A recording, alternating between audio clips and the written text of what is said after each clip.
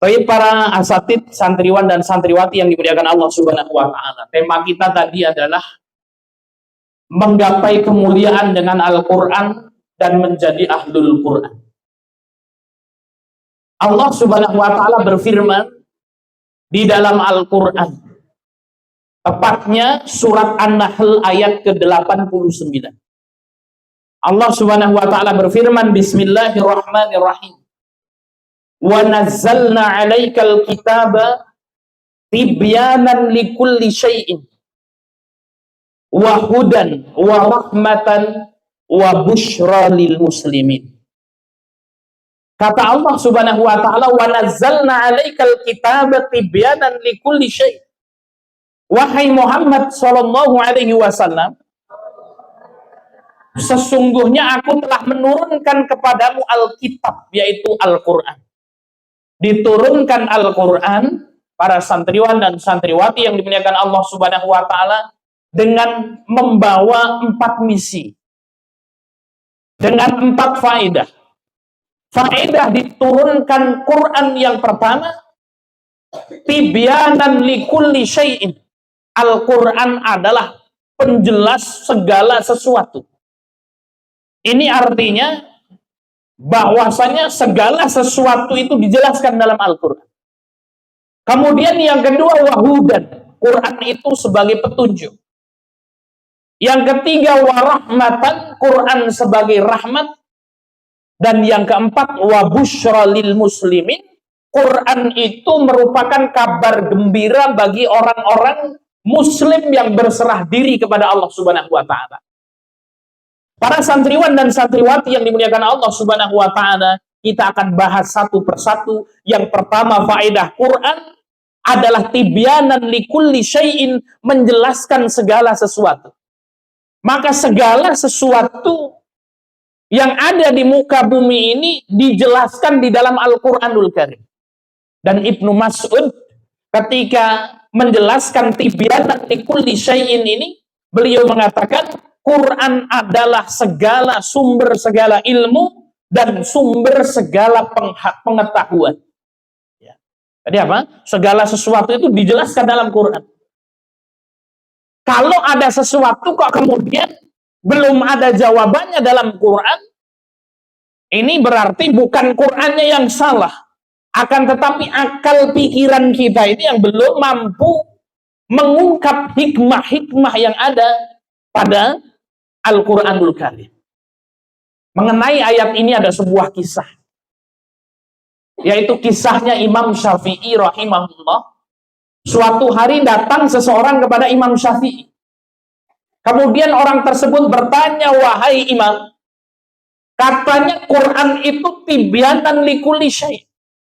Katanya Quran menjelaskan segala sesuatu, ada jawabannya dalam Quran. Imam Syafi'i mengatakan benar, Quran adalah tibyanan likulli syai'in. Kemudian orang tersebut bertanya, wahai Imam, tunjukkan kepadaku ayat mana di dalam Quran yang menjelaskan cara bercocok tanam atau cara bertani. Nah, kalau bahasa kita, katanya Quran itu tibyanan likulli syai', menjelaskan segala sesuatu. Ada enggak ayat di dalam Quran yang menjelaskan bagaimana tata cara membuat bakso dan mie ayam? Itu. Kita yakin nggak Quran itu tibyanan likulli syai', menjelaskan segala sesuatu? Yakin atau enggak? Yang yakin tunjuk jari. Siap-siap, jangan tunjuk jari aja ya. Yang enggak tunjuk jari. Yakin semuanya Pak Ustadz, kan gitu ya. Oke, kalau yakin semuanya, siapa yang bisa jawab ini tadi? Ayat mana yang menjelaskan di dalam Al-Quran itu cara membuat bakso dan mie ayam yang benar atau yang enak? Ayo.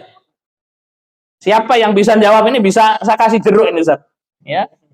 Nah, coba. Mbak-mbaknya ada gak ini? Quran katanya menjelaskan segala sesuatu. Tunjukkan ayat dalam Quran itu yang menjelaskan tata cara membuat bakso, membuat mie ayam yang enak. Ya. Ketika ditanya ini Imam Syafi'i, itu langsung kemudian murojaah Quran. Dibaca Quran itu berulang-ulang. Ya, dibaca berulang-ulang. Nah, Imam Syafi'i ini luar biasa. Ya, kita mengenal kecerdasannya Imam Syafi'i. Imam Syafi'i itu kalau membaca kitab, ya, kitab ini ada dua gini ya. Maka kemudian apa? Ketika membaca lembar yang kanan, lembar yang kiri ditutup sama Syafi'i. Kenapa? Kalau kemudian apa? Lembar yang kiri kelirik, itu langsung masuk ke hafalan beliau sehingga hafalannya menjadi rancau. Jadi kalau menghafal gitu ya, ngelirik ini ya, yang kiri kelirik ini langsung masuk. Sehingga hafalan kanan kemudian masuk hafalan kiri. Ini bedanya kita dengan Imam Syafi'i. Kalau Imam Syafi'i sekali lirik langsung hafal, kalau kita sudah dilirik-lirik, melotot-melotot, belum hafal-hafal. Ya, suruh setoran subuh kan kita ada setoran yang Ustaz Harun di sini. Wah, masya Allah ya. Kalau waktunya setoran, marid Ustaz kan gitu ya. Ya, ada ya namanya marid sama tamarod. Tamarodo ya tamarodu gini ya. Kalau marid itu sakit beneran, kalau ya tamarod itu sakitan. Ada juga di sini. Hadir orangnya, hadir banyak kan gitu ya. Ya itu luar biasa. Tapi kalau kemudian apa? Insya Allah besok adalah jadwal liburan.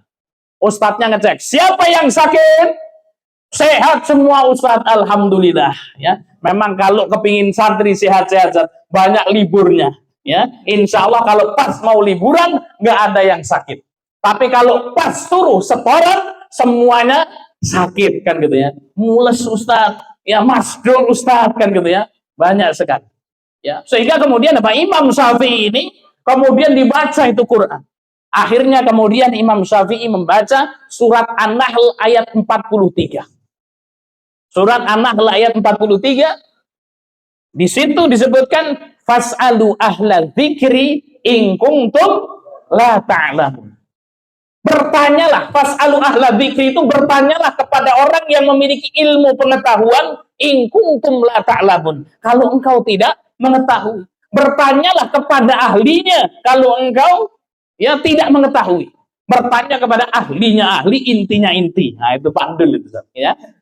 Sehingga kemudian apa? Kalau kita pengen tahu bagaimana tata cara membuat bakso dan mie ayam yang enak, maka apa? Datanglah kepada Pak Haji Soni. Nah itu. Siapa yang pernah makan Pak baksonya Pak Haji Soni sini?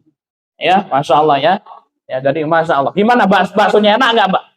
Ya itu ya satu hari itu bisa menyembelih sapi 8 sapi gitu ya. Ya setiap harinya. Ya. Maka kemudian kalau kita pengen bagaimana tata cara menanam yang benar, ya maka datang kepada Pak. Nah inilah yang pertama, Al-Quran tibyanan likulli syai'in, Quran menjelaskan segala sesuatu. Kemudian fungsi Quran yang kedua wahudan. Quran adalah petunjuk. Maka di dalam Al-Quran itu disebutkan dzalikal kitabu la raiba fihi hudan lil muttaqin. Masya Allah ya, pinter-pinter nih santriwan-santriwati Darul Ikhlas ya. Masih ditanya Al-Baqarah pertama, kalau surat Al-A'raf itu ya, wah ini sudah lupa Pak Ustaz ya, tapi insya Allah hafal ya. Dzalikal kitab, kata Allah, itulah kitab Al-Quran. La raiba fihi, tidak ada keraguan di dalamnya. Ini satu-satunya kitab di dunia yang kemudian apa? Sebelum membahas pembahasan yang lain, ditulis di awalnya la raiba fihi, tidak ada keraguan. Semuanya benar. Nah, kalau kitab buatan manusia, walaupun disertasi yang ditulis oleh profesor doktor, di mukaddimahnya disebutkan ini ya karya tulis ini masih banyak kekurangan. Mohon masukannya kan gitu ya. Ya, agar kemudian yang baca bisa memberikan masukan. Tapi kalau Quran tidak dijelaskan la raiba fihi, tidak ada keraguan, semuanya benar, huruf-hurufnya benar, tidak ada yang salah. Hudan lil muttaqin, Quran itu petunjuk bagi orang-orang yang bertakwa. Maka di dalam hadis disebutkan Rasul Shallallahu Alaihi Wasallam bersabda, ya, diriwayatkan oleh Ibnu Hibban, Al-Quranu syafi'un musyafa'. Quran itu kelak akan memberikan syafaat pada hari kiamat. Wa mahilun musaddaq. Quran itu betul-betul akan memberikan pertolongan. Faman ja'alahu amamahu qadahu ilal jannah. Barang siapa menjadikan Quran sebagai petunjuk dalam hidupnya, Quran akan mengantarkan orang tersebut ke dalam surganya Allah Subhanahu wa taala. Siapa yang baca Quran, siapa yang mengamalkan Quran akan mendapatkan petunjuk dari Allah. Wa man ja'alahu khalfa dhahrihi. Dan siapa saja yang tidak mau membaca Quran, punya Quran tapi di rumah Masya Allah Qurannya itu sudah debuan semua, ya, sudah tebal debunya kan gitu ya. Kemudian apa? Tidak mau membaca Quran, saqahu ilan nar. Pada hari kiamat Al-Quran itu dapat menyeret seseorang ke dalam api neraka. Maka para santriwan dan santriwati yang dimuliakan Allah Subhanahu wa taala ini, fungsi Quran yang kedua, Quran adalah hudan, Quran adalah petunjuk. Kalau kita pengen mendapatkan petunjuk dalam hidup, maka apa? Jangan lepaskan Quran, kita harus bersahabat dengan Al-Quran. Kemudian keutamaan Quran atau faidah Quran yang ketiga, warahmatan. Quran adalah rahmat. Siapa yang dekat dengan Quran, dia akan mendapatkan rahmat dari Al-Quranul Karim. Siapa yang mendapatkan rahmat dari Quran? Yaitu mereka yang kemudian apa? Mempelajari Al-Quran dengan sungguh-sungguh. Suatu hari, Baginda Muhammad SAW sedang ngumpul dengan sahabat-sahabatnya. Ketika ngumpul dengan para sahabat, Rasul mengatakan, Inna lillahi ahlina minan nas. Wahai sahabat-sahabatku, sesungguhnya Allah itu punya keluarga dari kalangan manusia. Ya, kita mengetahui Allah itu tidak beranak dan tidak pula diperanakkan. Allah tidak punya bapak, tidak punya ibu. Tapi Rasul SAW mengabarkan Allah Subhanahu wa ta'ala punya keluarga. Dan lebih anehnya lagi, keluarganya Allah dari kalangan manusia. Maka langsung ketika itu sahabat bertanya, "Man hum ya Rasulullah?" Siapa keluarganya Allah dari kalangan manusia ya Rasulullah? Rasul SAW bersabda, Ahlul Quran. Keluarganya Allah dari kalangan manusia adalah Ahlul Quran.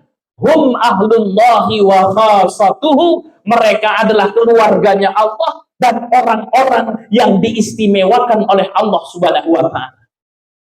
Santriwan dan santriwati yang dimuliakan Allah Subhanahu wa ta'ala, luar biasa. Siapa yang menjadi keluarganya Allah, pasti dia akan mendapatkan rahmat Allah. Dan kalau kita berbicara tentang Al-Quran, segala sesuatu yang berkaitan dengan Quran itu pasti akan menjadi baik dan menjadi terbaik, menjadi mulia dan menjadi paling mulia. Ya. Kita ketahui bersama bahwasanya Al-Quranul Karim diturunkan melalui malaikat Jibril. Maka malaikat Jibril alaihi salam menjadi sayyidul malaikah, menjadi malaikat yang paling mulia. Al-Quranul Karim diturunkan kepada Nabi Muhammad sallallahu alaihi wasallam, maka Nabi Muhammad sallallahu alaihi wasallam menjadi sayyidul anbiya wal mursalin, nabi dan rasul yang paling mulia. Al-Quranul Karim diturunkan kepada para sahabat, maka sahabat itu menjadi generasi paling baik. Kata Rasul, khairul quruni qarni tsumma alladziina yalunahum tsumma alladziina yalunahum. Sebaik-baik generasi itu, kata Rasul, adalah generasiku, yaitu generasi sahabat, kemudian generasi setelahnya lagi, kemudian generasi setelahnya lagi. Al-Quranul Karim diturunkan kepada umat Islam, maka umat Islam menjadi umat terbaik. Kuntum khairu ummah, kalian adalah sebaik-baik umat, kata Allah Subhanahu wa ta'ala. Al-Quranul Karim diturunkan di Mekah dan Madinah, maka Mekah dan Madinah menjadi dua kota terbaik di dunia ini, disebut dengan Al-Haramain, dua kota suci. Al-Quranul Karim diturunkan di bulan Ramadan, maka bulan Ramadan menjadi bulan terbaik. Al-Quranul Karim diturunkan di malam Lailatul Qadar, maka malam Lailatul Qadar itu menjadi malam terbaik. Dan Rasul Shallallahu Alaihi Wasallam bersabda, khairukum man ta'allamal Qur'ana wa 'allamahu. Sebaik-baik kalian, kata baginda Muhammad, sebaik-baik manusia, kata Rasul Shallallahu Alaihi Wasallam, man ta'allamal Qur'an, adalah mereka yang belajar Quran wa 'allamahu, kemudian mengajarkan Al-Qur'anul Karim. Ya, maka apa? Segala sesuatu yang berkaitan dengan Quran pasti baik. Jadi kalau kita pengen baik, maka kemudian apa? Kita harus bersama Al-Quran. Kalau kita pengen baik, nggak boleh malas menghafal Al-Quran. Siapa di sini Ustaz Harun nih? Anda nggak ini? Kalau suruh ngapal masuk itu tadi, ya, nggak ada, insya Allah. Rekep kabeh, insya Allah, ya. Ya, maka kemudian deh. Al-Quran adalah rahmat. Fungsi Quran yang keempat, wa busyra. Quran itu adalah pemberi kabar gembira. Para santriwan dan santriwati yang dimuliakan Allah Subhanahu wa Ta'ala, kabar gembira dari Quran ada dua. Yang pertama kabar gembira di dunia, dan yang kedua kabar gembira di akhirat. Kabar gembira yang pertama di dunia, dengan Al-Quranul Karim, Allah Subhanahu wa Ta'ala akan mengangkat derajat seseorang. Rasul Shallallahu Alaihi Wasallam bersabda, innallaha yarfa' bihadzal kitabi aqwaman wa yad'u bihi akharin. Sesungguhnya Allah Subhanahu wa Ta'ala mengangkat seseorang dengan Quran ini dan merendahkan yang lain dengan Quran ini. Artinya apa? Tolak ukur kemuliaan seseorang itu berapa dekat dia dengan Al-Quranul Karim. Ada sebuah kisah di zaman Umar bin Khattab radhiyallahu anhu. Ada seorang gubernur Mekah. Umar ketika itu menjadi presidennya. Kemudian Umar mengangkat seorang sahabat yang bernama Nafi' bin Haris. Nafi' bin Haris dijadikan gubernur kota Mekah. Di Mekah itu ada Ka'bah, yang ada bangunan yang sangat istimewa. Suatu hari Umar bin Khattab bertemu dengan Nafi' bin Haris ini di suatu kampung yang namanya Usfan. Usfan itu adalah kampung di luar Madinah, di luar Mekah. Ketika bertemu dengan Nafi', Umar bertanya, wahai Nafi', kamu ini kan gubernurnya Mekah. Lah ujuk-ujuk sampai sini. Kepada siapa engkau tinggalkan, engkau wakilkan kota Mekah itu? Maka Nafi' mengatakan, wahai Amiril Mukminin, aku pergi ke Usfan ini, kemudian kota Mekah kutitipkan kepada Ibnu Abza. Siapa, kata Umar? Ibnu Abza. Asing ini, Ibnu Abza ini nggak terkenal. Bukan orang kaya, bukan sahabat senior. Maka Umar bertanya, man Ibnu Abza? Ibnu Abza itu siapa? Nafi' menjawab, maula min mawalina. Wahai Amirul Mukminin, Ibnu Abza itu adalah budak kami, wahai Amirul Mukminin. Umar bin Khattab langsung nyeletus, engkau titipkan kota Mekah itu yang ada Ka'bah di situ kepada seorang budak, kata Umar. Di mana ini ceritanya? Kemudian Nafi' mengatakan, wahai Amirul Mukminin, Ibnu Abza adalah seorang budak, namun Ibnu Abza innahu hafidun bil Quran wa alimun bil faraid. Sesungguhnya Ibnu Abza itu walaupun dia seorang budak, tapi Ibnu Abza hafal Quran 30 juz dan Ibnu Abza paham ilmu faraid.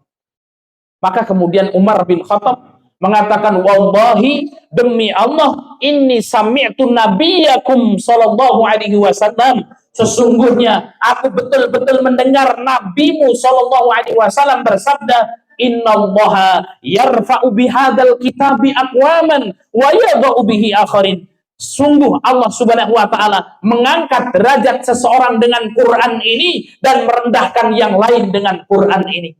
Orang miskin hafal Quran jadi mulia. Orang kaya hafal Quran jadi mulia. Orang ganteng hafal Quran mulia. Orang jelek hafal Quran mulia. Mbak-mbak yang cantik hafal Quran mulia. Nggak cantik-cantik amat hafal Quran, mulia. Semua yang berkaitan dengan Al-Quranul Karim akan mendapatkan kemuliaan. Jadi kalau kita ingin mulia, maka fokus kita dengan apa? Ya, menjadi ahlul Quran. Dan di Darul Ikhlas ini, antum harus paham, di sini juga diajarkan Al-Quran, Al-Quranul Karim. Dan nasihat dari guru kami, yaitu Syekh Umar Bawazir bin Salim Al-Abasi Al-Makki. Beliau mengatakan, nah, kalau kamu pengen sukses belajar, pengen sukses menuntut ilmu, satu, jangan pindah-pindah sekolah ketika engkau menuntut ilmu. Jadi kalau antum sekalian pengen sukses dalam hidup kalian, ya kalau belajar jangan jadi kutu loncat. Pindah sana, pindah sini, pindah sana, pindah sini. Selesaikan di Darul Ikhlas ini sampai selesai. Nggak usah kemudian pengen ke sana, pengen ke sini. Ketika Allah Subhanahu wa taala memilih antum di sini, maka ini adalah tempat terbaik. Ya, ikuti, belajar dengan sungguh-sungguh, serap ilmu sebanyak-banyaknya sampai jenjang pendidikan antum di sini selesai. Ketika selesai, baru kemudian apa? Allah akan tunjukkan kepada antum sekalian, yaitu apa? Lembaga-lembaga pendidikan untuk lebih meningkatkan kualitas keilmuan kalian. Maka Imam Az-Zarnuji di dalam kitabnya apa? Imam Az-Zarnuji, Ta'lim Muta'alim. Ya, Ta'lim Muta'alim. Beliau menyebutkan di sini salah satu penyebab ya gagalnya seseorang dalam menuntut ilmu ini dicatat. Salah satu sebab gagalnya seseorang menuntut ilmu itu adalah apa? Berpindah dari satu guru ke guru yang lain padahal belum menuntaskan belajarnya. Sehingga kemudian apa? Ketika dia pergi dari gurunya merasa tidak enak, gurunya kemudian merasa kesal sehingga dicabut berkah ilmunya. Ya.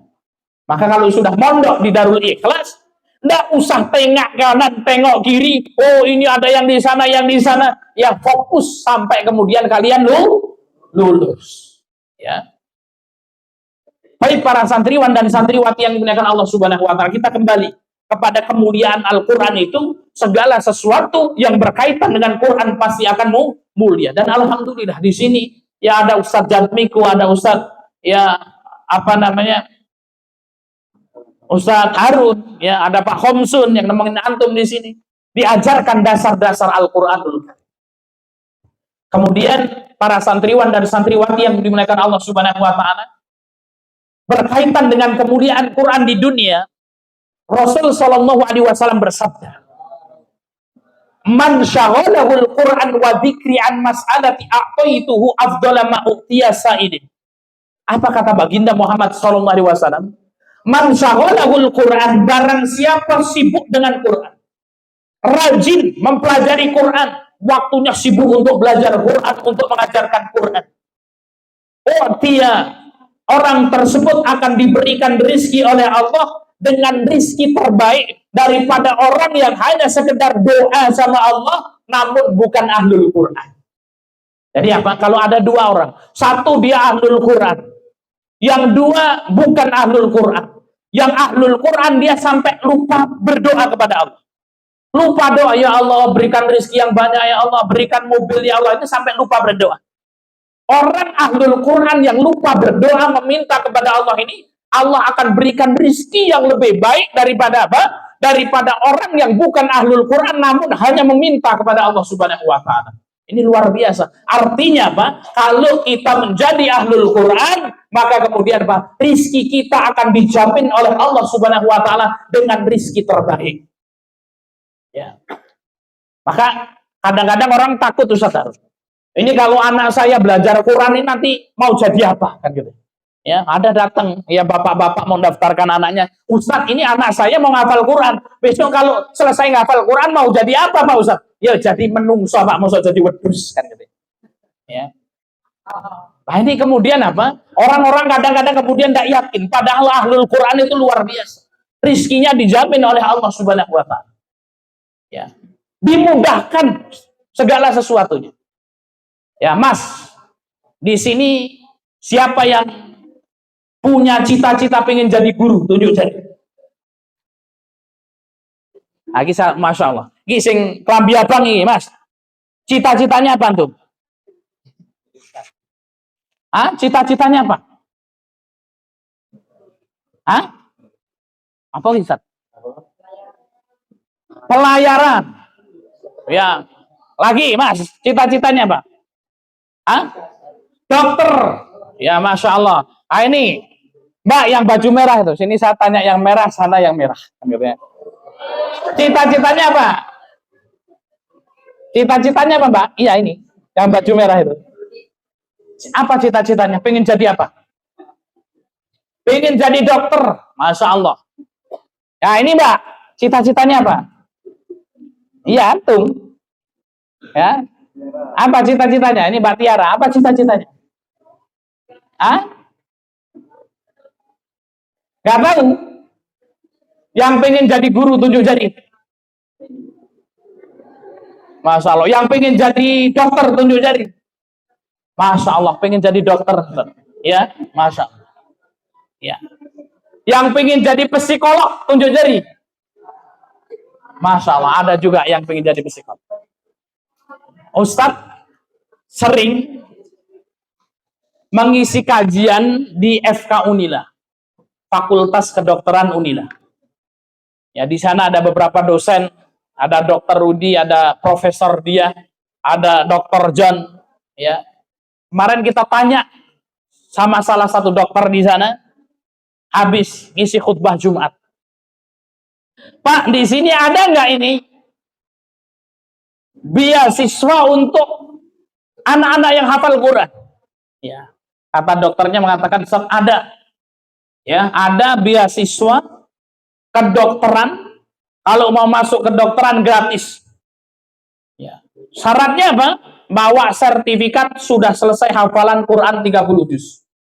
Ya, nanti kemudian apa? Ya, disetorkan. Nah, kalau kemudian diterima, ini nanti beasiswa tidak bayar kuliahnya. Ya. Ustadz pernah punya santriwati belajar 3 bulan Ustadz Harun.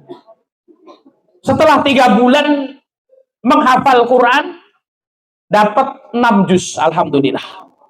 Ya, 3 bulan dapat 6 juz. Setelah hafal 6 juz, ternyata tidak betah di pondok, Pak. Ya.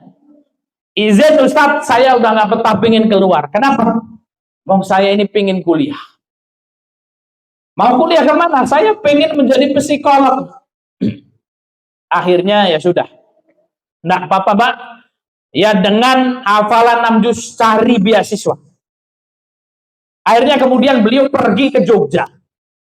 Di sana ada jurusan psikolog, membuka beasiswa, syarat masuknya adalah hafal 5 juz. Masya Allah. Isi sisa siji, itu ya. Karena dia hafal 6 juz, kemudian apa? Syaratnya 5 juz. Karena kemudian dobet di tes ini, Masya Allah, kemudian apa? Ya masuk ya di jurusan psikolog gratis beasiswa. Ada tetangganya kuliah di situ juga. Lihat ini orang tuanya, Pak, ini bayaran ini, enggak anak saya. Loh, kenapa kok bisa? Anak saya jalur beasiswa. Jadi Masya Allah, para santriwan dan santriwati yang dimuliakan Allah Subhanahu wa Ta'ala, hari ini banyak sekali ya lembaga-lembaga pendidikan, universitas-universitas yang membuka jalur beasiswa tahfidz ini. Jadi saya mau tanya lagi, siapa di sini yang pengen kuliah gratis, tunjuk jari. Ya, Masya Allah ya, ini semuanya pengen kuliah gratis ya, sudah ya, kuliah gratis ya, ya kemudian apa duitnya nanti nganggur kan gitu ya, nggak ngerepotin orang tua kan gitu ya. Wah, ini kemudian apa? Kita bisa, para santriwan dan santriwati yang dimuliakan Allah Subhanahu wa Ta'ala, kalau kita sungguh-sungguh menghafal Quran, kalau kita sungguh-sungguh belajar ilmu syar'i. Siapa yang pengen ke Mekah dan Madinah gratis, tunjuk jari. Masya Allah kan gitu ya. Nah, ini kita bisa ke sana. Dengan apa? Kalau kita sungguh-sungguh belajar agama, kita sungguh-sungguh hafal Quran, sungguh-sungguh belajar ilmu syar'i. Alhamdulillah. Ustadz itu walaupun tampangnya gak gini kan gitu ya. Ustadz sudah pernah ke Dubai. Masya Allah ya. Ustadz sudah pernah mampir ke Yaman Utara. Ustadz pernah mampir ke Yaman Selatan. Ustadz pernah mampir ke Qatar. Ustadz pernah jalan-jalan itu ke Kuala Lumpur. Pergi ke Kuala Terengganu. Sudah pernah mampir ke Madinah. Sudah pernah mampir ke Mekah tawaf. Masya Allah. Ustaz, habis duit berapa Ustaz? Gratis, tidak bayar. Masya Allah. Loh, kenapa kita bisa seperti itu? Ya kalau kemudian kita sungguh-sungguh belajar ilmu syar'i. Jadi jangan diremehkan. Ya, kadang-kadang orang itu takut. Sekolah di mana? Pondok. Waduh, ini pondok enggak punya masa depan kan gitu. Ya, oh ini suram ini. Nanti kalau masuk pondok jadi fuqara wal masakin, masa depannya tidak jelas. Ya. Saya lulusan pondok pesantren.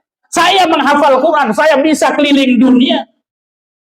Saya bisa kuliah S1 di luar negeri. Saya bisa menyelesaikan S2. Insya Allah hari ini masih persiapan untuk melanjutkan S3. Ya.